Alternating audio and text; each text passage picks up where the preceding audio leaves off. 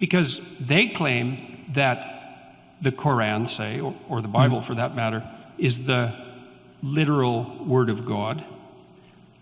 But more than that, they claim that their understanding of that word is correct, which means they conflate two things. Like, because you could imagine a situation where you had a book, and I'm not saying this is the case, it's an imaginative exercise, where you had a book that had all the answers, that was extraordinarily complicated.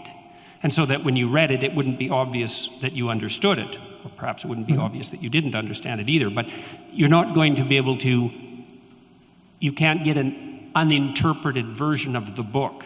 And so the fundamentalist claim is far worse. It's that not only is there an absolute reality, truth, embedded in the book, but that their particular take on that absolute reality is the absolute take on that book. And so they conflate their own, they make an assumption of their own omniscience and then pass that off onto God, so to speak. Except in their defense, and I don't often rise to the defense of fundamentalists,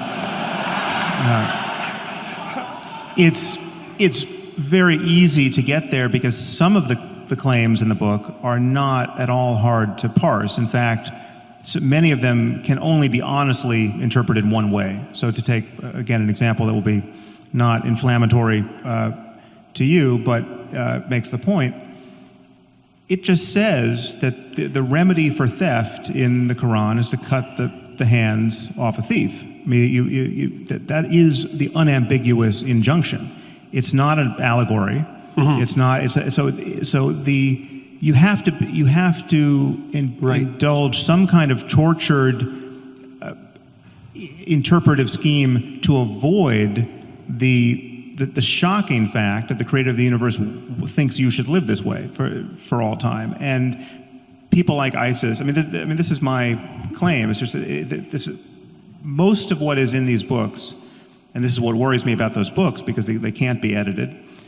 Most of what's in the books is clearly not the best that humanity is capable of in the ethical domain, or in the.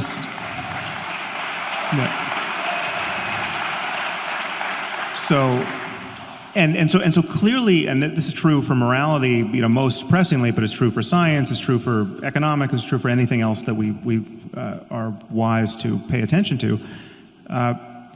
It's like slavery is condoned in the Bible, in both Testaments, and in the Quran. There's no getting away from that. Now you can say, well, it's not the central thrust of any of these books, but if you go to the books and try to figure out what the creator of the universe wants with respect to the owning and needless immiseration of other people, right? He expects you to keep slaves, and he's told you how to do it. Don't knock out their eyes and their teeth. Don't take, if you're a Muslim, don't take other Muslims as slaves.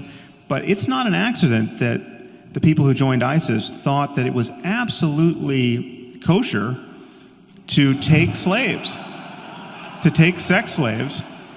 And they were even, their use of their sex slaves was conducted as a sacrament. And that's not an accident. I mean, they were praying over the Yazidi girls before they raped them.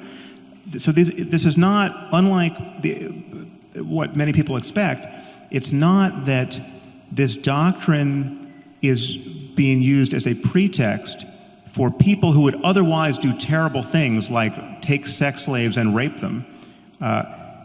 And so there's no net damage being done here by this belief system. No, these are, I would argue, in many cases, psychologically normal people who are simply convinced of the absolute veracity of these ideas. And in this case, the perfect example of Muhammad as the most self-actualized human who's ever existed. And what did Muhammad do? Muhammad took sex slaves.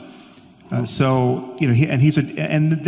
once you grant that, and this is where there's a tension between how we pursue the same goals. Like as we've just established, we have many of the same goals. But insofar as you make religion look palatable, insofar as you suggest to your audience that they can have their religious cake and eat it too, they can have their reason, they can have their respect for science, they can have a 21st century worldview, but they can also hold on to everything they love in Christianity or fear to lose. and it's undoubtedly mostly Christianity, but whatever, any religion. My concern is that it keeps us shackled to these Iron Age philosophies and these Iron Age conversations where we should be having a 21st century conversation about everything, ethics included. Okay, so